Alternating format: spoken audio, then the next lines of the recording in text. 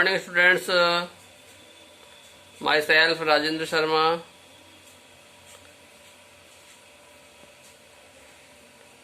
पिछले वीडियो में हमने पाठ नंबर 3 शब्द परिचय थर्ड इसका ख भाग कंप्लीट कर लिया था। देखिए ख भाग इस प्रकार से है। इसके बाद ये इसके हिंदी अर्थ और शब्दार्थ हैं, इनको भी हमने पढ़ लिया था, कंप्लीट कर लिया था।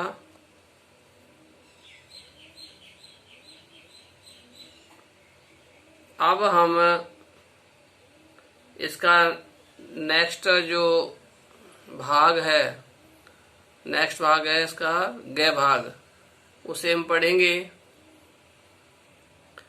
क भाग में हमने एक वचन के बारे में पढ़ा था, तत् और एतत् शब्द का एक वचन पढ़ा था, और ख भाग में हमने तत् शब्द का एतत् शब्द का द्विवचन पढ़ा। और आज हम देखिए यह ग भाग है। इस ग भाग में एतत् व तत् शब्द के बहुवचन के बारे में पढ़ेंगे। ठीक है, तो आइए स्टार्ट करते हैं हम ग भाग पढ़ना। इसमें देखिए ग भाग में हम पहले एतत् शब्द का प्रयोग समझते हैं। तो देखिए यहाँ दिया हुआ एतानी कानी, तो देखते हैं मीनिंग इसका। एतानी, एतानी यानी ये सब, एतानी मीन्स ये सब।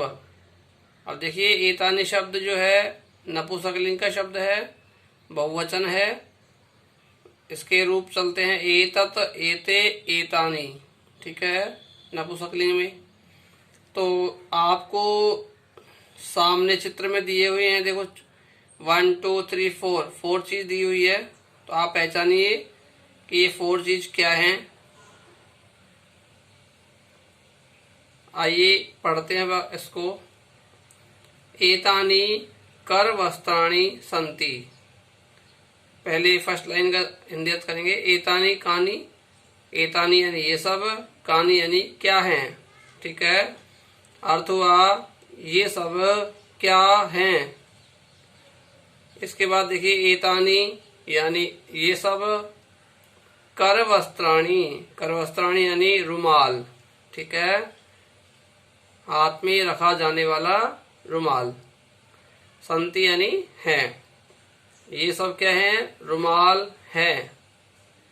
किम एतानी पुराणानी, किम यानी क्या, एतानी अर्थात ये सब, पुराणानी पुराने हैं।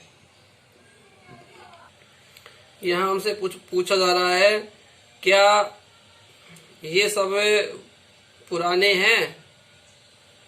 नीचे आंसर दिया गया है नहीं। एतानी तु नूतनानी, एतानी तु नूतनानी। ठीक है, अर्थात नैन नहीं, एतानी यानी ये सब, तु यानी तो, ये सब तो, नूतनानी अर्थात नए हैं। इट मीन्स ये सब पुराने नहीं हैं, ये सब नए वस्त्र हैं या नए रुमाल हैं। ठीक है,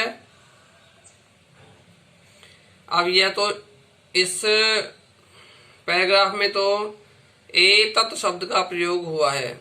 एतत् शब्द नपुंसकलिंग वाले का प्रयोग हुआ है। ठीक है, अब इसके बाद देखते हैं सेकंड वाला पैराग्राफ। इस पैराग्राफ को पढ़ते हैं। आइए। तानी कानी, तानी अर्थात वे सब, कानी अर्थात कौन है, अर्थात क्या है। ठीक है, तो देखिए इसमें तत् शब्द का नपुंसकलिंग बहुवचन है। तो तत् शब्द कैसे चलते हैं, तत् ते तानी। एतत् शब्द एतत् एते एतानी होता है और तत् शब्द तत् ते तानी होते हैं। इसके बाद देखते हैं तानी अर्थात वे सब, कानी यानी कौन है या फिर क्या है। इसके बाद देखिए आपको यहाँ दिया गया है चित्र।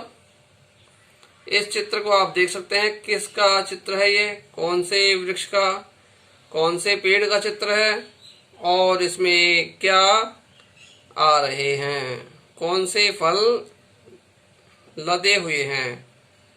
ठीक है, देख लीजिए आप। तो अब यहाँ पढ़ते हैं हम, तानी कदली फलानी संति।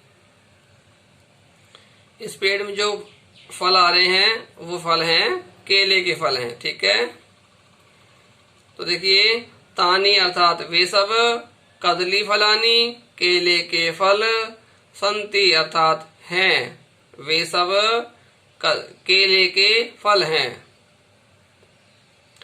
किम तानी मधुराणी, किम अर्थात क्या, तानी अर्थात वे सब, मधुराणी अर्थात मधुर हैं।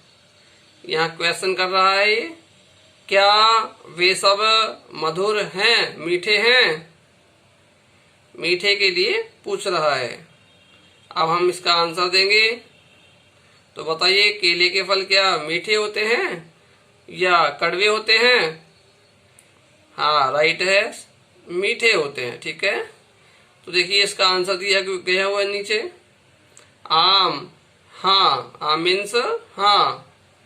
तानी वे सब, मधुराणी मधुर हैं, मीठे हैं, पोषकाणी च और पोषक तत्व देने वाले हैं।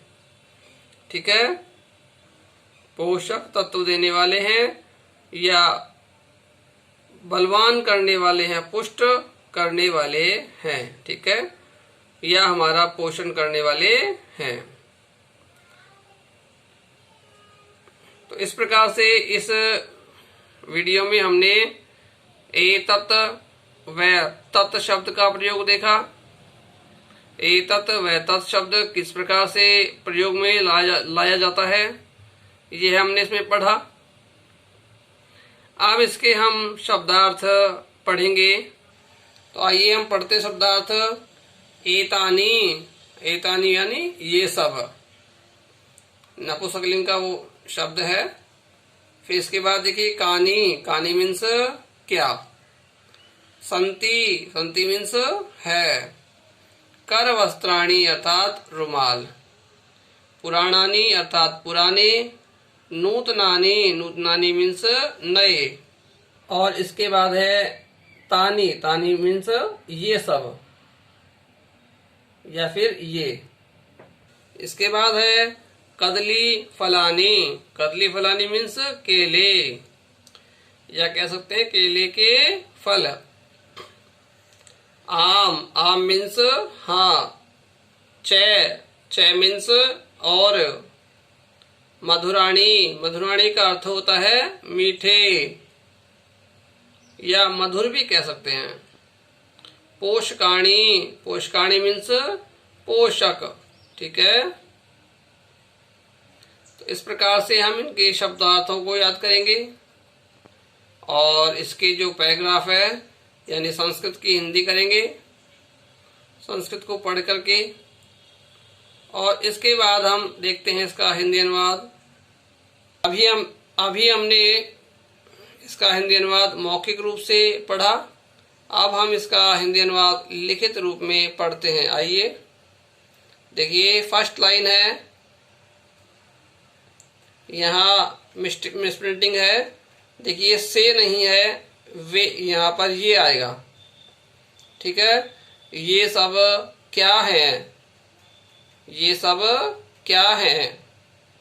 तो आंसर हो जाएगा ये सब रुमाल हैं, ये सब रुमाल हैं। इसके बाद देखिए, क्या ये पुराने हैं। फिर क्वेश्चन पूछा गया, अब इसका आंसर देंगे हम, नहीं ये तो नए हैं। ठीक है, जो रुमाल है वे कैसे हैं, नए हैं। नेक्स्ट वाला इसका देखेंगे, वे सब क्या हैं, वे सब क्या हैं। आंसर इसका दिया हुआ है, वे केले हैं, या फिर कह सकते हैं वे सब केले हैं।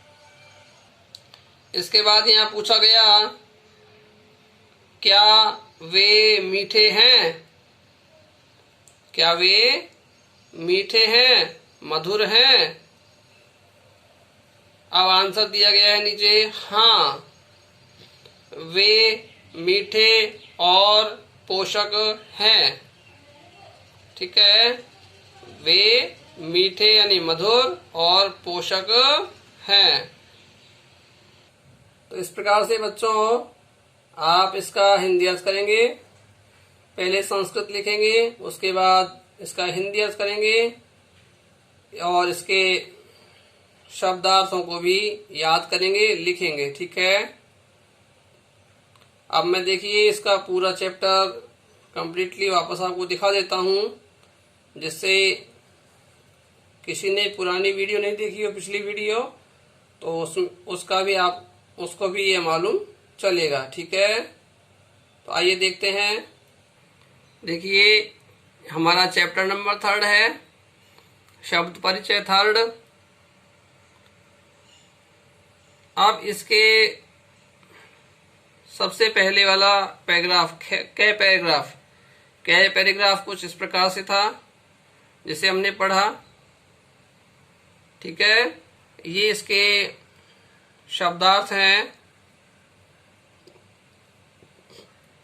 इनको भी हमने पढ़ा। आशा करता हूं इसको नोटबुक में राइट कर लिया होगा आपने। इसके बाद देखिए यहाँ इसका हिंदी अनुवाद दिया हुआ था। ठीक है,